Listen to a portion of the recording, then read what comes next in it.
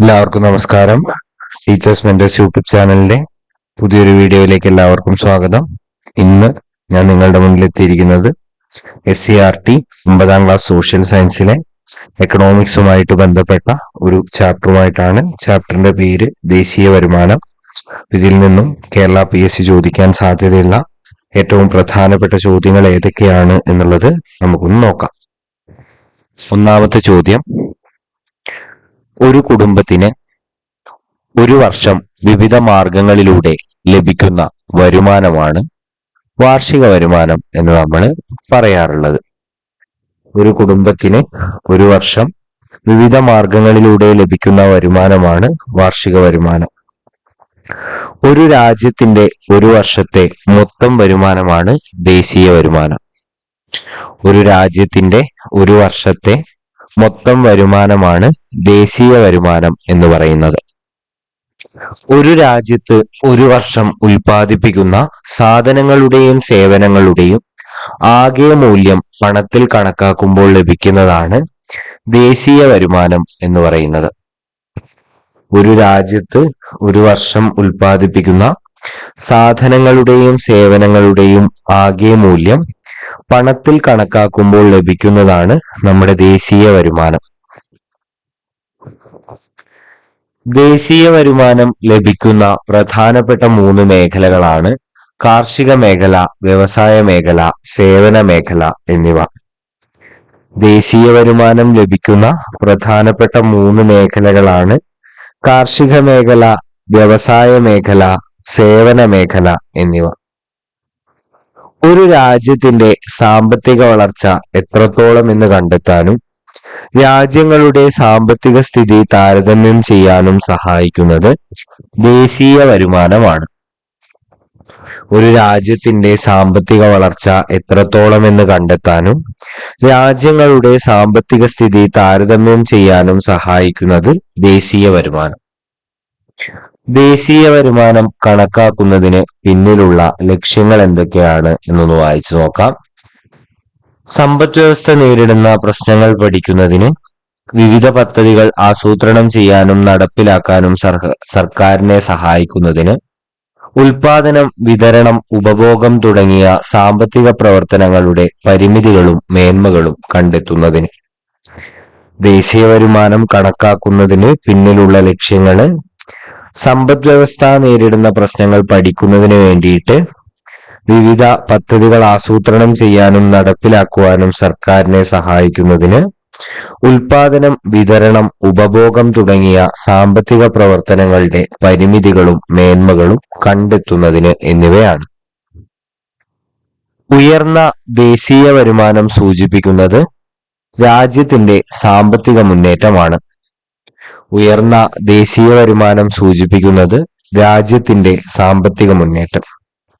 2015 ഏറ്റവും കൂടുതൽ ദേശീയ വരുമാനമുള്ള രാജ്യം അമേരിക്കയാണ്. 2015 ഏറ്റവും കൂടുതൽ ദേശീയ വരുമാനമുള്ള രാജ്യം അമേരിക്ക. 2015 ഇന്ത്യയുടെ ദേശീയ വരുമാനം 2182.60 ബില്യൺ ഡോളറായിരുന്നു. 2015 ഇന്ത്യയുടെ ദേശീയ വരുമാനം 2182.60 ബില്യൺ ഡോളറായിരുന്നു. ഒരു രാജ്യത്ത് ഉൽപ്പാദിപ്പിക്കുന്ന അന്തിമ ഉൽപ്പന്നങ്ങളുടെയും സേവനങ്ങളുടെയും പണമൂല്യമാണ് മൊത്ത ദേശീയ ഉൽപ്പന്നം എന്ന് പറയുന്നത്. ഒരു രാജ്യത്ത് ഉൽപ്പാദിപ്പിക്കുന്ന അന്തിമ ഉൽപ്പന്നങ്ങളുടെയും സേവനങ്ങളുടെയും പണമൂല്യമാണ് മൊത്ത ദേശീയ ഉൽപ്പന്നം എന്ന് പറയുന്നത്.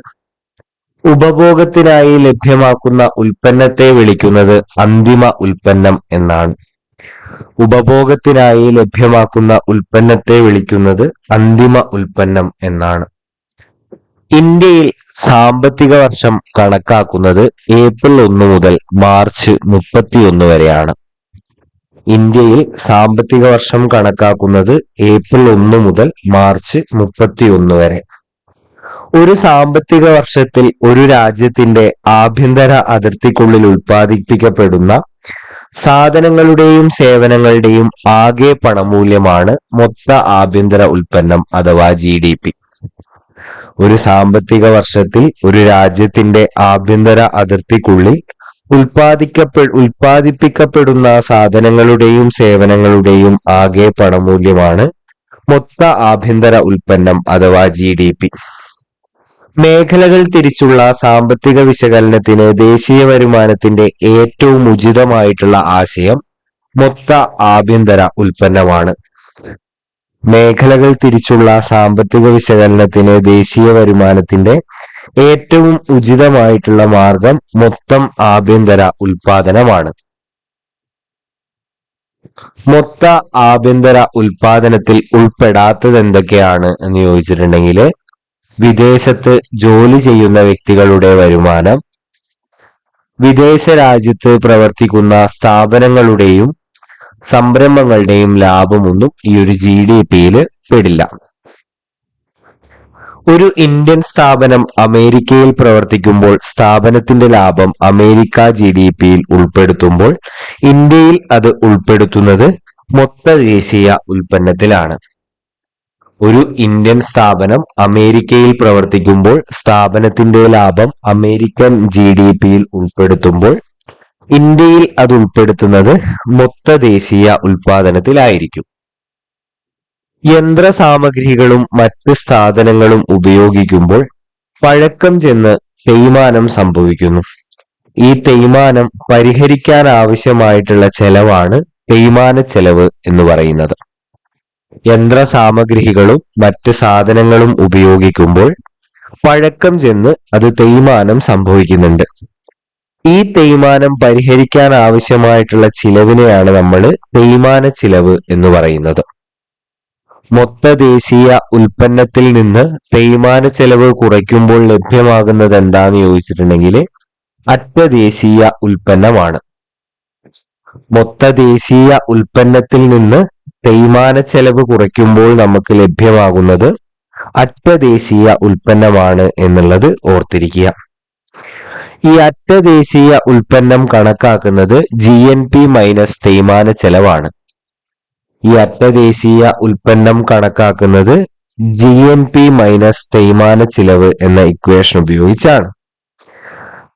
സാങ്കേതികമായി അറ്റദേശീയ ഉൽപ്പന്നം അറിയപ്പെടുന്നത് ദേശീയ വരുമാനം എന്നാണ്. സാങ്കേതികമായി അറ്റദേശീയ ഉൽപ്പന്നം അറിയപ്പെടുന്നത് ദേശീയ വരുമാനം എന്നാണ്. ദേശീയ വരുമാനത്തെ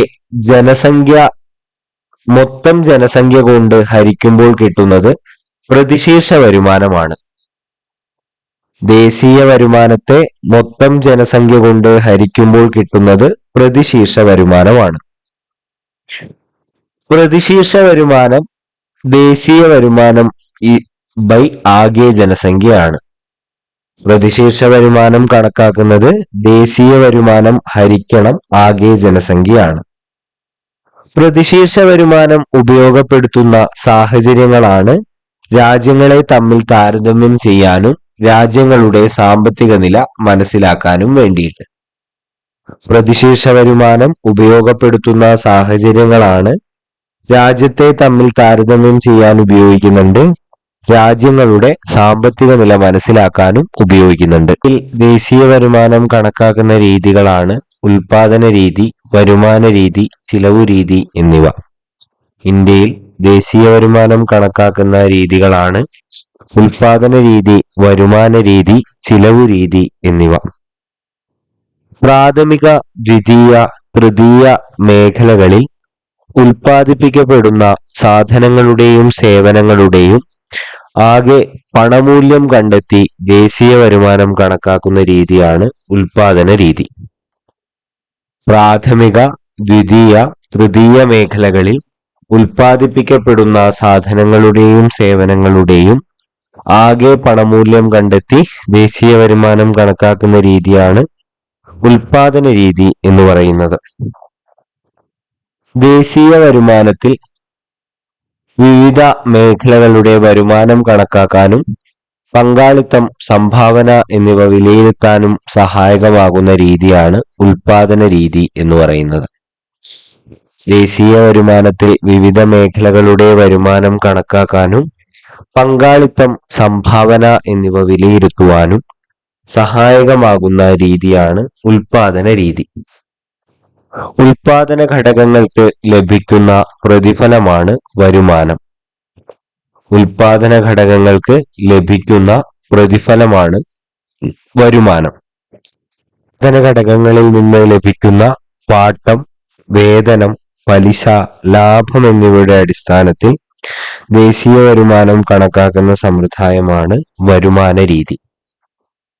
ഉൽപാദന ഘടകങ്ങളിൽ നിന്ന് ലഭിക്കുന്ന പാട്ടം, വേതനം, പലിശ, ലാഭം എന്നിവയുടെ അടിസ്ഥാനത്തിൽ ദേശീയ വരുമാനം കണക്കാക്കുന്ന രീതിയാണ് വരുമാന രീതി എന്ന് പറയുന്നത്. ഓരോ ഉൽപാദന ഘടകത്തിന്റെയും ദേശീയ വരുമാനത്തിലുള്ള സംഭാവന വേർതിരിച്ചറിയാൻ സഹായിക്കുന്ന രീതിയാണ് വരുമാന രീതി. ഓരോ ഉൽപാദനത്തിന്റെയും ഉൽപാദന ഘടകത്തിന്റെയും ദേശീയ വരുമാനത്തിലുള്ള സംഭാവന വേർതിരിച്ചറിയാൻ സഹായിക്കുന്ന രീതിയാണ് വരുമാന രീതി എന്ന് നമ്മൾ പറയാം.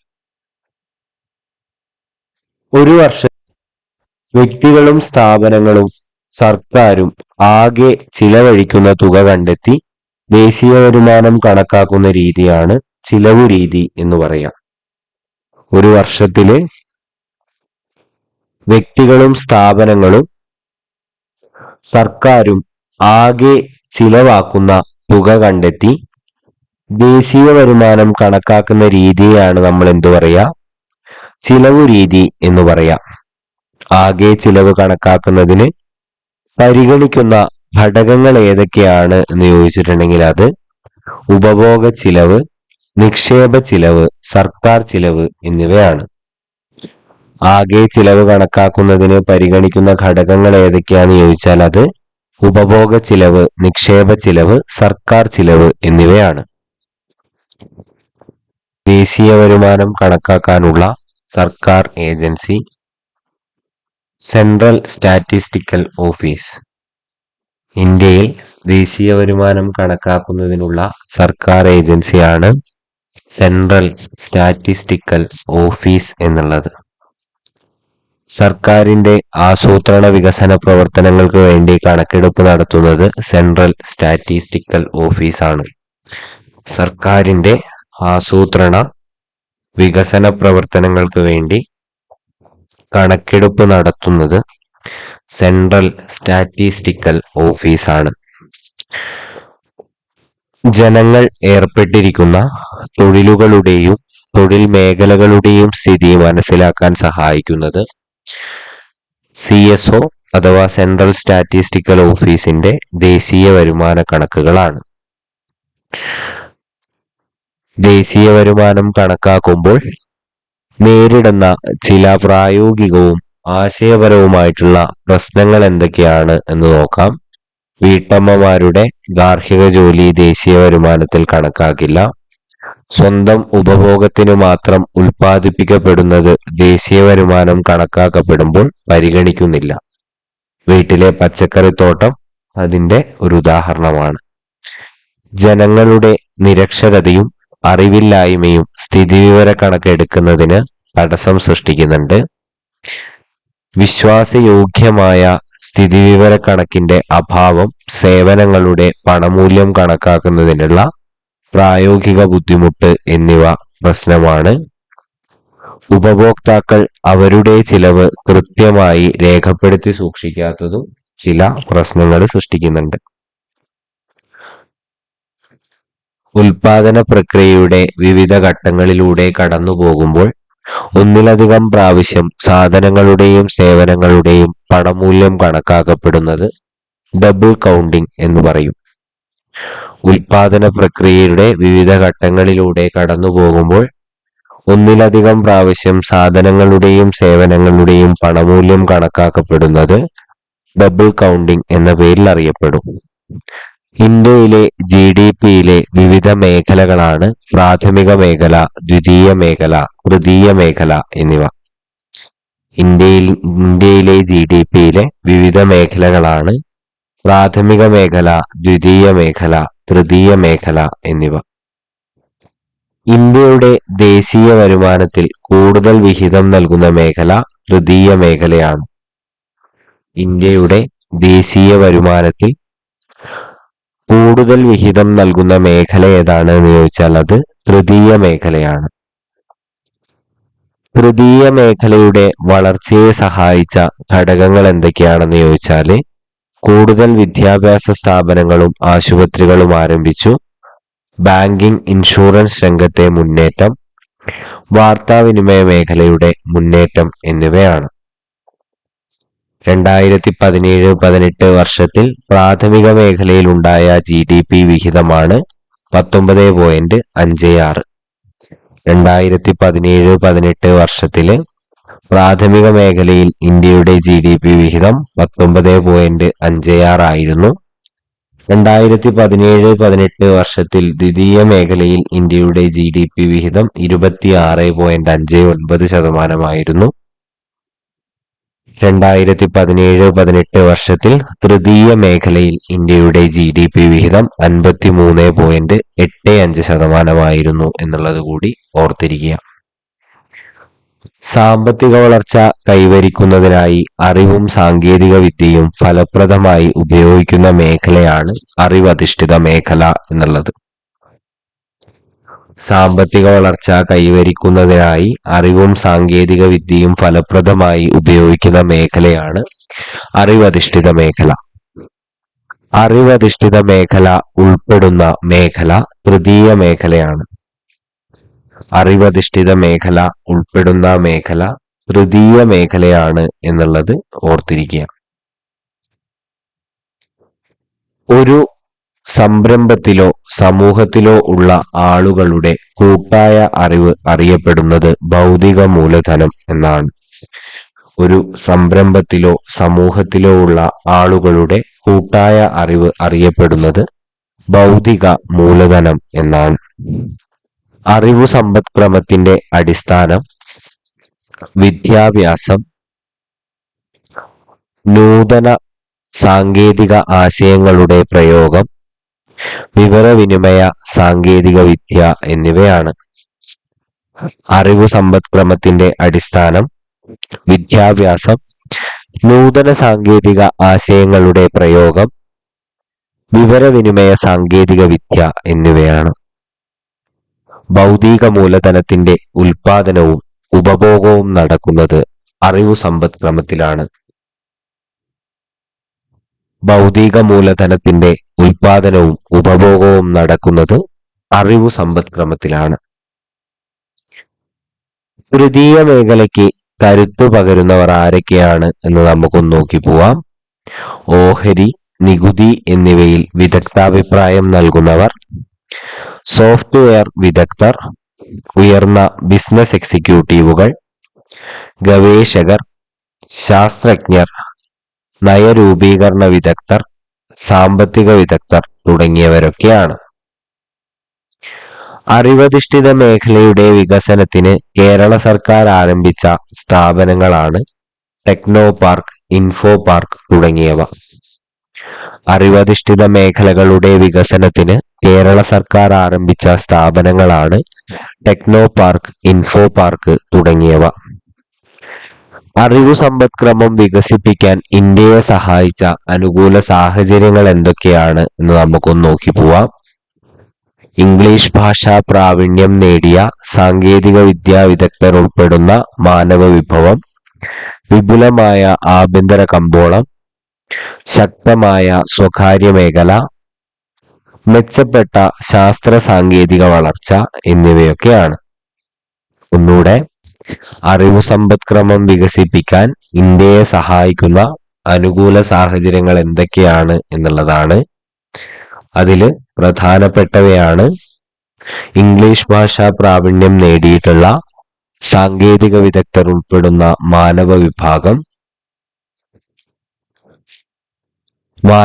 വിഭവം, വിപുലമായ ആഭ്യന്തര കമ്പോളം, ശക്തമായ സ്വകാര്യ മേഖല, മെച്ചപ്പെട്ട ശാസ്ത്ര സാങ്കേതിക വിദ്യ എന്നിവ. ഇത്രയുമാണ് ഈ ഒരു ചാപ്റ്ററിൽ പ്രധാനമായിട്ട് വരുന്ന ഭാഗങ്ങള്. അപ്പോൾ വീഡിയോ എല്ലാവർക്കും ഉപകാരപ്പെട്ടു എന്ന് തോന്നുന്നു. വീഡിയോ ഇഷ്ടപ്പെട്ടിട്ടുണ്ടെങ്കിൽ ചാനൽ സബ്സ്ക്രൈബ് ചെയ്യുന്ന കാര്യം പരിഗണിക്കുക. നിങ്ങളുടെ കൂട്ടുകാർക്ക് കൂടി ഈ ഒരു വീഡിയോ ഷെയർ ചെയ്ത് കൊടുക്കുക. നിങ്ങളുടെ അഭിപ്രായങ്ങൾ കമന്റ് ബോക്സിൽ രേഖപ്പെടുത്തുക. അടുത്ത ഒരു വീഡിയോവുമായിട്ട് വരുന്നത് വരെ thank you and have A nice day.